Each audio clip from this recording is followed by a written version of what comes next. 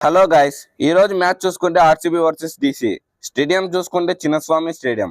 ఇక లేట్ లేకుండా వీడియోలోకి అయితే వెళ్దాం. DC captain Axar Patel, RCB captain Rajat Patidar రాగానే టాస్ వేశారు. డీసీ విన్ అయింది, బౌలింగ్ ఎంచుకుంది. ఇక ఆర్సీబీ బ్యాటింగ్ కి దిగింది. కోహ్లీ, సాల్ట్ ఓపెనర్స్ గా దిగారు.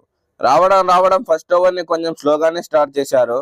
కానీ వికెట్ పడకుండా చాలా జాగ్రత్తగా ఆడుతూ వచ్చారు. ఇక సెకండ్ ఓవర్ లో స్టార్ట్ చేశాడు సాల్ట్. అసలు మామూలుగా కూడా ఆడలేదు. 6లు 4లు బాదరం అనే చెప్పాలి. ఇక మూడో ఓవర్ లో అయితే సాల్ట్ బ్యాటింగ్ పీక్స్ అనే చెప్పాలి. కాటేరమ్మ కొడుకు కాదు, వాళ్ళమ్మ మొగుడిలా కనిపించాడు. వరుసగా 6, 3 4లు, మళ్ళీ 6 ఇలా కొడుతూనే వెళ్లాడు. ఎక్కడా కూడా ఆగలేదు. అది స్టార్క్ బౌలింగ్ లో బాధి పడేశాడు. ఇక ఇది ఇలానే కొనసాగుతుంది అనుకున్నా, కానీ అనుకునే లోపే సింగిల్ తీసుకోవాలని ప్రయత్నించి రన్నింగ్ లోనే వికెట్ ని కోల్పోయాడు సాల్ట్. అది అక్షర్ బౌలింగ్ లో. ఇక సాల్ట్ ఓవర్ అయిపోకుండానే పెవిలియన్ కి అయితే బయలుదేరాడు.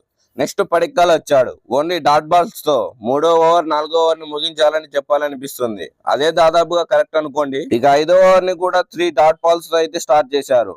4th బాల్ కి ఇంకో వికెట్ పడిపోయి పడిక్కల్ కూడా పెవిలియన్ కి వెళ్లిపోయాడు. ముఖేష్ డీసీ బౌలర్ బౌలింగ్ బాగానే వేశాడని చెప్పుకోవాలి. 6th ఓవర్ వరకు కోహ్లీ బాగానే నిలబడ్డాడు, కానీ స్లోగా బ్యాటింగ్ ఆడుతూ వచ్చాడు. 6th ఓవర్ మొత్తం సింగిల్స్ మాత్రమే తీస్తూ వచ్చాడు. సరేలే, పవర్ ప్లే అయిపోగానే షాట్స్ ఆడతాడు అనుకున్నా. 6వ ఓవర్ ఎండింగ్ లో కింగ్ కోహ్లీ కూడా విప్రాత్ బౌలింగ్ లో అవుట్ అయిపోయాడు. కోహ్లీ అవుట్ అయ్యేసరికి స్కోర్ 70 దాటింది. చెప్పడం మర్చిపోయా, పడిక్కల్ వికెట్ పడ్డ వెంటనే RCB captain Rajat Patidar batting కి వచ్చాడు. కోహ్లీ వికెట్ పడ్డాక లివింగ్ స్టోన్ వచ్చాడు. మళ్ళీ 9th ఓవర్ లో మోహిత్ బౌలింగ్ లో లివింగ్ స్టోన్ వికెట్ పడింది. 12th ఓవర్ వరకు చాలా స్లోగా జరుగుతూ పోయింది. నెక్స్ట్ కుల్దీప్ బౌలింగ్ లో కూడా జితేష్ శర్మ వికెట్ పడిపోయింది. ఇక ఇదేలానే జరుగుతూ పోతే 20 ఓవర్స్ వరకు ఉంటారా, లేక ముందే అందరూ అవుట్ అయిపోతారా అన్నట్టు అనిపించింది. నెక్స్ట్ హార్దిక్ పాండ్యా బ్రదర్ కృణాల్ పాండ్యా దిగాడు. రావడమే హార్దిక్ లాగానే షాట్స్ ఆడాడు. కొడితే బౌండరీ దాటింది. 14th ఓవర్ లో కెప్టెన్ వికెట్ కూడా పడిపోయింది. ఎవరు అంత స్కోర్ చేయలేదనే చెప్పాలి.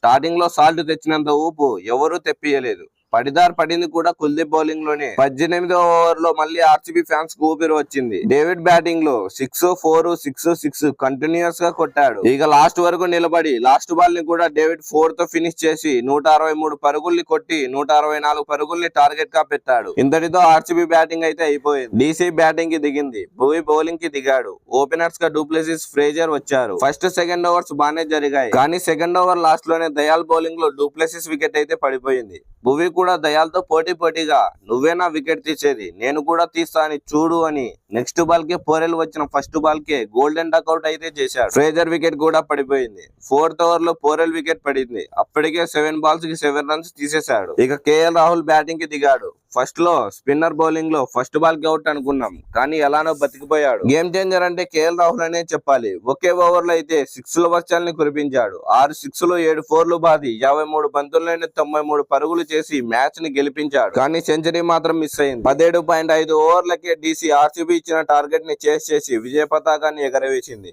ఇక టేబుల్ అయితే 2వ స్థానానికి చేరుకుంది డీసీ. ఆర్సీబీ 3వ స్థానంలో ఉంది. ఈసారి ఐపీఎల్ లో ఎవరు కప్పు గెలుస్తారని మీరు అనుకుంటున్నారో కామెంట్ చేయండి. అలాగే ఈ వీడియో నచ్చినట్లయితే లైక్ చేయండి, మీ ఫ్రెండ్స్ కి షేర్ చేయండి. ఇలా కంటిన్యూస్ ఐపీఎల్ కంటెంట్ తెలుసుకోవాలనుకుంటే మన ఛానల్ ని సబ్స్క్రైబ్ చేసుకోండి. Thank you for watching.